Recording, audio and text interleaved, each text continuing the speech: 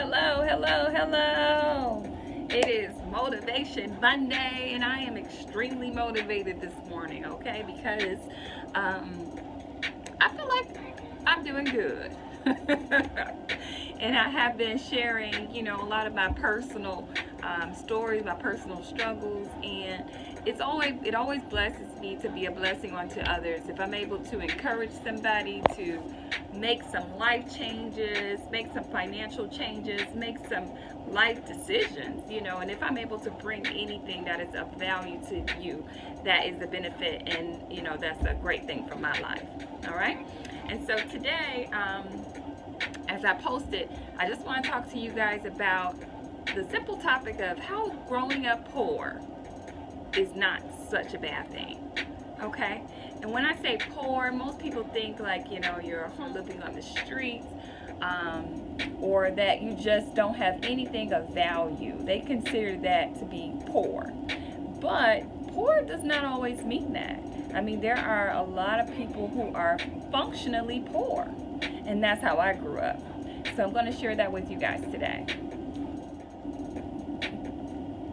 All right, so when I talk about, being poor, I grew up and I come from a family that doesn't have a lot of money, and I probably told you guys this before. My mother, she did utilize the system to raise us.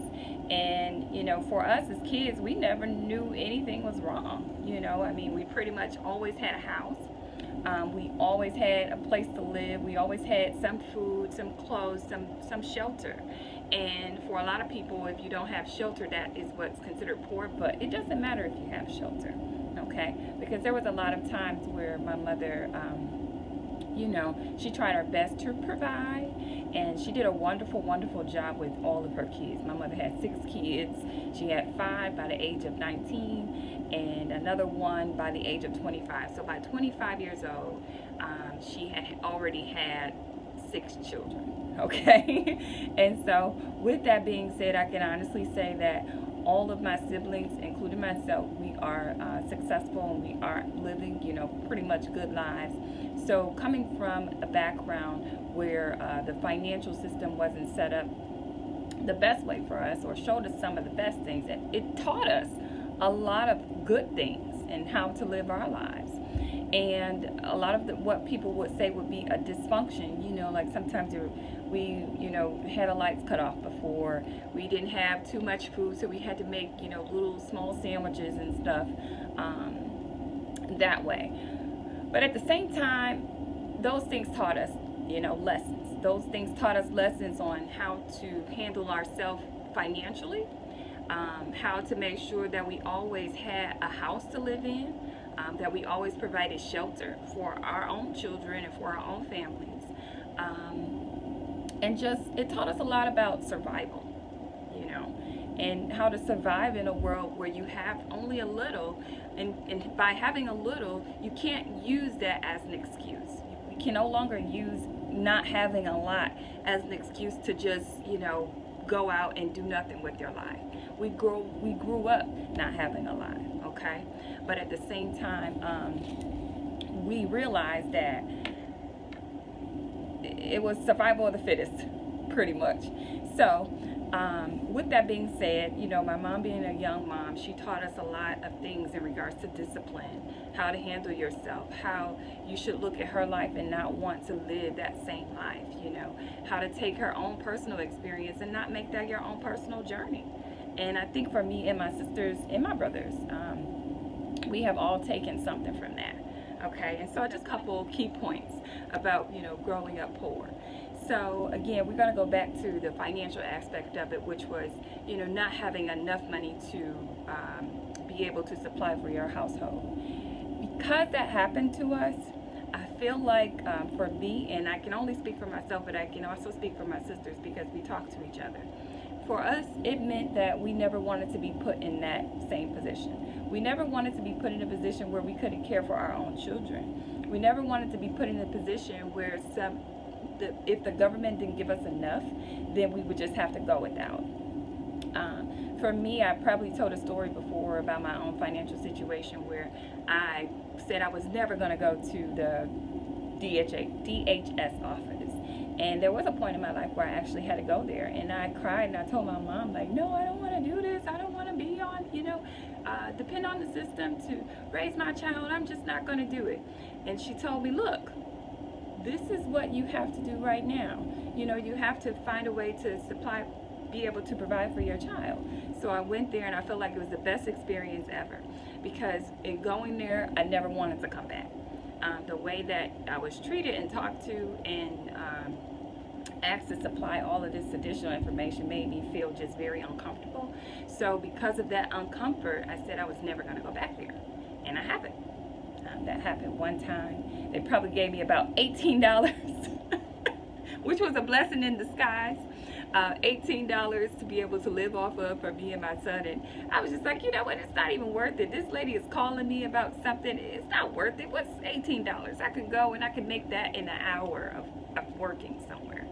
So it again just showed me that that wasn't how I wanted to raise my own child. It's not fair, that for a lot of people that need that help, use that help. But for me, just looking at how I wanted my life to be, I didn't want to depend on the system. So I didn't. And the same is true for my sisters and also for my brothers. We have not been ones that have said, okay, this is what I'm going to live in, or this is the only way that I'm going to be able to live. We chose not to.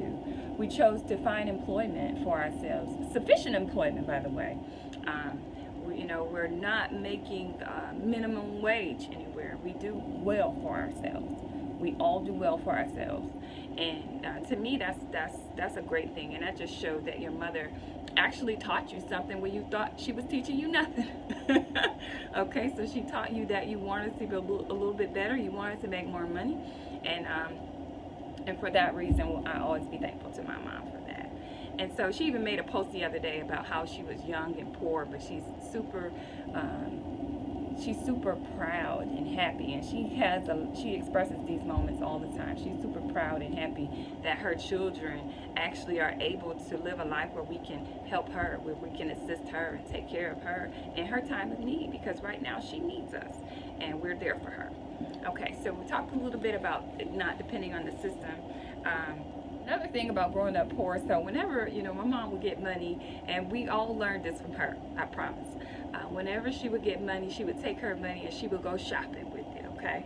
And so we were regulars at visiting the stores, the department stores. We had to have all of these clothes, so we grew up with a house full of stuff, okay? A lot of clothes, a lot of shoes, and that part I did take away from my mom. And I grew up, just thinking that because I had money, because I had all this money, I had to spend it. I had to spend it right away, which is why I'm in the situation I'm in right now. It's because I make a lot of money, but at the same time, I just go in the stores and I just buy whatever it is that I want. So now I have a house full of stuff. I really have one room full of just stuff. It's clothes, it's shoes. I have multiple closets full of just stuff. And that is something that you learn when you are less fortunate. You think that, you don't have money to spend, so when you do get it, you want to buy all of the things that you think you need at that time. And so I took that bad habit away. And I realized that a lot of the more wealthy people, they don't spend a lot of money on stuff. They don't have houses just full of clothes and full of shoes because they had to learn some type of discipline in their finances over time. And so now I'm there. I'm actually just trying to clean out my closets because I have so much stuff to just give away to other people. And it will show me again that I don't really need all of this stuff. I was very tempted this weekend to buy quite a few things I saw online, but I said, oh, Erica, this is not what we're doing. We're going to change our habits so that we'll be able to get more in an abundance of other things that will be more beneficial to your life than just having a new dress or just having a new pair of shoes. Okay, and so that is one of the habits of poor people too. We'll just buy a bunch of things that we don't need, and so now I'm trying to change that.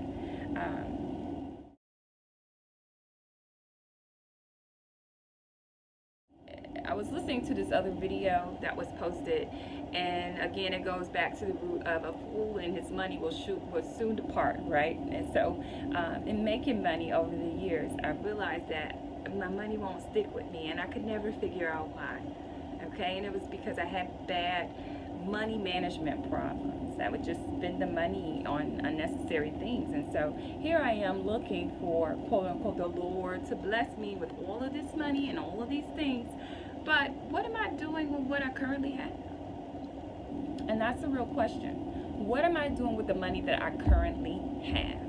Okay? Because if I'm unable to be a good caretaker of the finances that I'm currently bringing in, I won't be a good caretaker of the hundreds of thousands of dollars that I want to come into my life in the future. So I realized that, I just realized this. I just had this realization of you have to be a good caretaker of little in order for you to be able to manage lots. You can't manage a little. I really want to be able to manage a lot. And I've been praying to win the Mega Millions.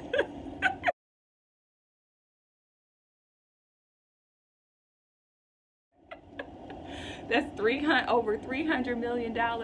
I would love to win, but what would I be able to do with it? Just spend it and spend it sporadically and end up on one of those shows about how I won millions of dollars and now I'm poor, mainly because I didn't have good money management skills. Like that's not going to be a benefit to me. So I'm glad I haven't won yet. I'm glad that if I win after this financial education that I'm doing to myself, that I'll be able to manage it properly. So I also saw something that said the Lord is always watching you, and the Lord is always looking at you to see if you're ready. Okay, and so maybe I'm just not ready to have a lot more than I currently have because I have such poor management skills when it comes to finances and money. So again, when I share these videos, I'm sharing it not only to just talk or show people. I'm really doing it for myself. It is me just being accountable for my own future self. Okay, and so my struggles have been just spending money all the time on nothing, things that are not important. Okay, and so another thing is just growing up poor when you have something taken away from you. When you finally are not poor anymore, you don't ever want that to happen to you. So I've made it a point to not have my son grow up without a house, or without knowing that we may not be able to eat this kind of food this day. It makes you not want to have that same thing happen to your children if you do it the right way, or if your parents are teaching you the right way. You wouldn't want your kids to go through the same struggles as you, and you don't want to teach them that your struggles are just how you're going to have to live in the future.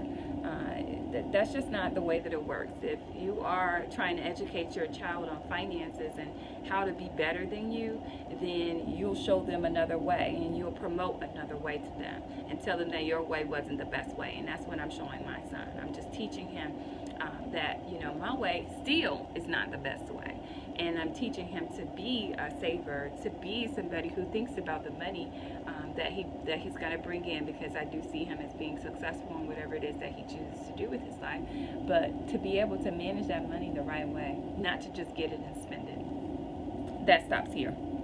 That's about to stop here, with me this year. So 2019, I'll definitely be doing a lot better with my finances. So the other thing is just, we talk about being poor. This is not going to sound that great, but you're depending on a lot of people. And for me, watching my mom, even with my dad was around, and for my dad to be around, and my dad was the one who was the provider, regardless of how much money he had, how little money he had. Even right before he passed away, there were still things that he was still doing for me as his daughter, and I was 30-something years old. Okay, but watching my mom be so dependent on the system, be so dependent on, waiting for my dad to get this check and give her a little bit of money from that, it just made me not ever want to do that. And so for me, it's a gift and a curse, because I have learned what it's like to be independent, and my independence is everything to me.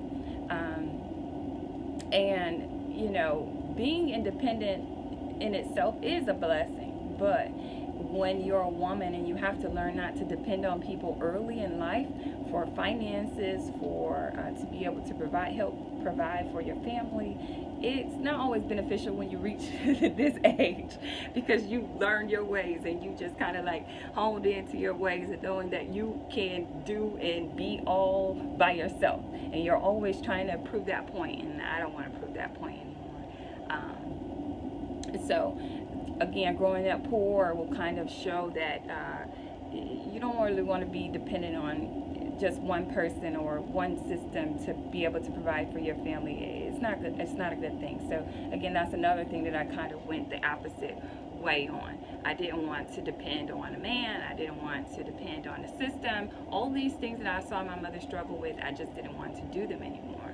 So again, those things, you know, worked in my favor. It worked also in my mom's favor, which she was teaching me the things that didn't work right or look right in her life were things that I should change for my own life in the future. So, you know, growing up poor just has some benefits. Once people think about money, again, it's not about money. It's what you're training your child or what you're training your family to do, or how to live. Being poor can actually teach you a lot of things in regards to discipline. It can teach you a lot of things in regards to survival. It can teach you how to be an entrepreneur that you may have never seen yourself want to become. It can teach you just life skills, you know. You'll learn how to deal with a little that can possibly, you know, build you up for a lot in the future. So as I'm changing my ways, I'm not, you know, going to claim that I'm poor. I don't ever want to be poor. I'm claiming wealth at this point in my life.